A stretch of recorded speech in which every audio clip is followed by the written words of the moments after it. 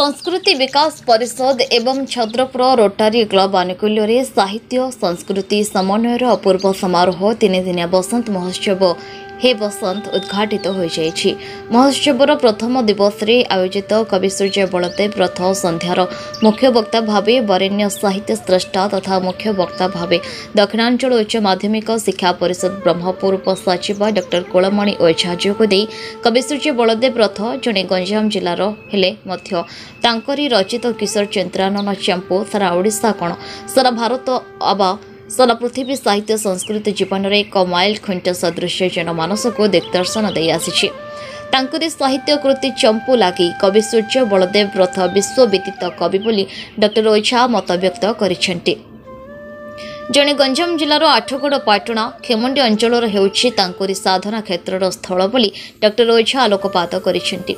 बसंत महोत्सव प्रथम पर्वर प्रथम संध्यारे मुख्य अतिथि भावे मान्यवर खलिकोट विधायक पूर्णचंद्र सेठी जोगदे कवि सूर्य बलदेव रथଙ୍କ अववेत्य काव्य किशोर चंद्रानन चंपू को इंग्राजी भाषा रे अनुवाद करी ओडिशा सरकार को भाषा साहित्य संस्कृति विभाग पक्षरु प्रकाशित और प्रणीत करागले ताहाको आधार रे नोबेल पुरस्कार तांकर उद्देश्य रे वितरण होई परिबो एवं किशोर चंद्रानन चंपू विश्व दरबार रे परिचित हेबो बोली मान्यवर खलिकोट विधायक श्री सेठी मत व्यक्त करिसेंति।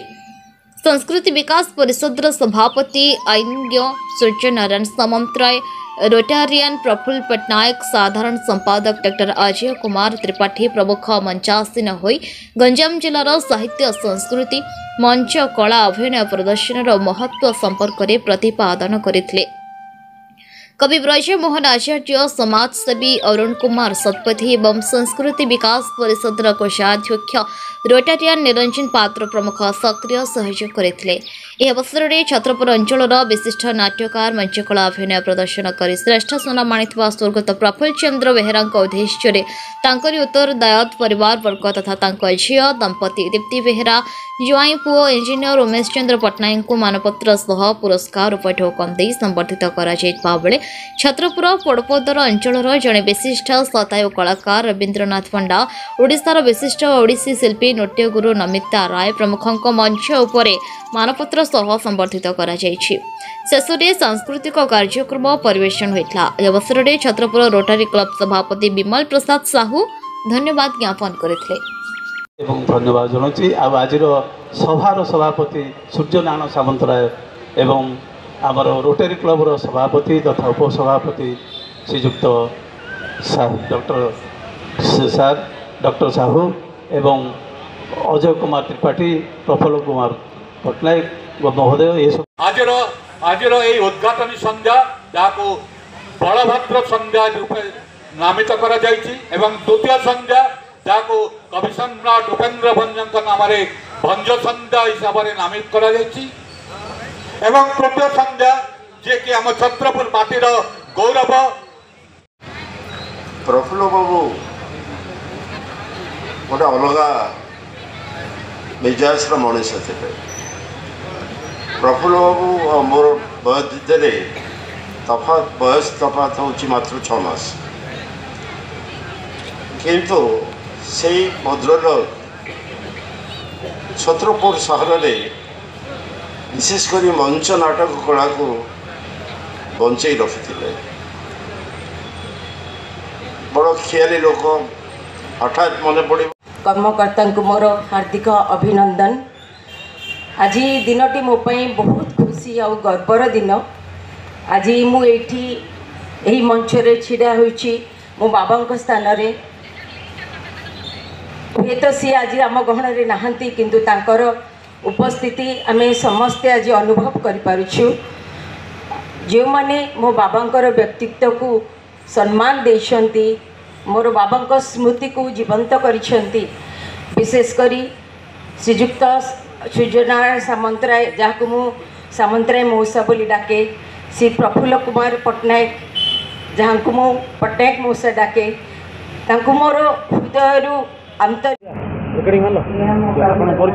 ब्रजमोहन आचार्य कौन कहे जेहेतु बसंतर कार्यक्रम आज छत्रपुर आयोजित होती दीर्घ 3 दिन चलो कौन कार्यक्रम रही आज जो कार्यक्रम कराला केमती कौन रही संस्कृति विकास परिषद छत्रपुर तरफ कला संस्कृति साहित्य संगीतर एक अपूर्व समन्वयर समारोह यही हे बसंत महोत्सव 2025 उपलक्षे आयोजन करा क्रम आम 3टी संध्या आयोजन करूँ। प्रथम आज संध्या बलदेव संध्या, आसंता काली द्वितीय संध्या भंज संध्या एवं तृतीय संध्या ए माटीर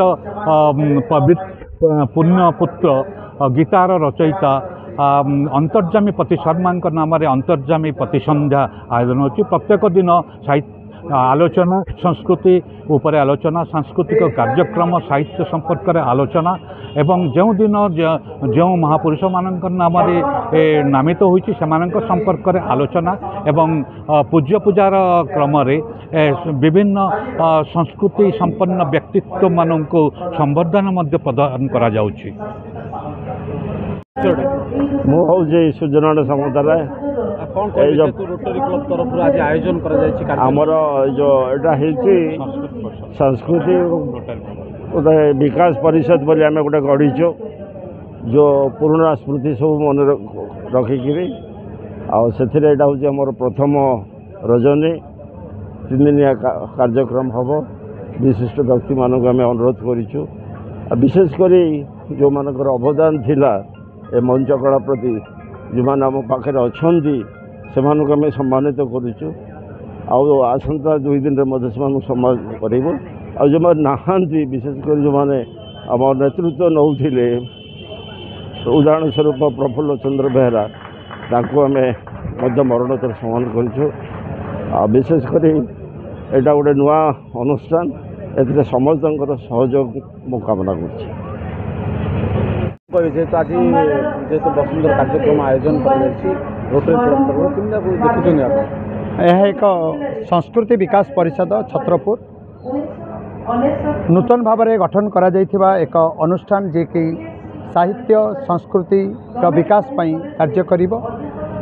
आपण माने समस्त जानिछंती आमे धीरे धीरे आमर प्राचीन साहित्य एवं संस्कृति को भूली जाइछु, तार मौलिकता को हराई देई एक नूतन भंगी रे से संस्कृति को आमे प्रदर्शन करबा पई चेष्टा करूछु। तेणु आज एकविंश शताब्दी आम जो पाद देचु आम भूली जाइछु आमर प्राचीन परंपरा को कला को संस्कृति को ताको पुणी थे मन पकड़ापी आमर प्रचेष्टा एवं आपण भल भाव जानिछंती जे बसंत कला संस्कृतिर एक अनन्य परिचय। तेणु आम स्थिर कलु जे यही बसंत ऋतु जेतेबेले बासंती संध्यारे आम्र बनरे कोकिलर कुहुतान आसुथिबो से समय आम आमर प्रथम कार्यक्रम परिवेशन करूँ। तेणु 3 दिन धरी आम कार्यक्रम आयोजन करूँ। प्रथम दिनटी को आम कवि सूर्य बलदेव रथों नाँ नामित करूँ। द्वितीय संध्या कवि सम्राट उपेन्द्र भंज एवं तृतीय संध्या छत्रपुर माटीर जड़े अनन्य स्रष्टा गीता विशारद अंतर्जामी पति शर्मा नाँ नामित कर सरकार तरफ विभिन्न प्रकार ओडिया अस्मिता को विभिन्न कार्यक्रम कार्यक्रम निश्चित भाव में लक्षणीय एवं स्वागत योग्य। ओडिया अस्मिता को प्रकाश करने जिते कार्यक्रम करा जिवो निश्चित भाव में ओडिया तार परिचय को समग्र विश्व दरबार में अधिक रु अधिक प्रदर्शन कर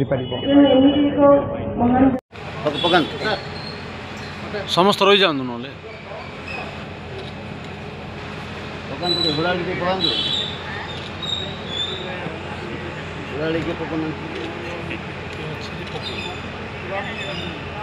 देखो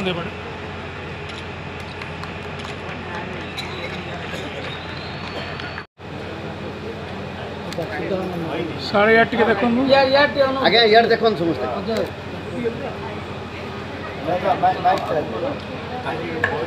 आगे टिके थांद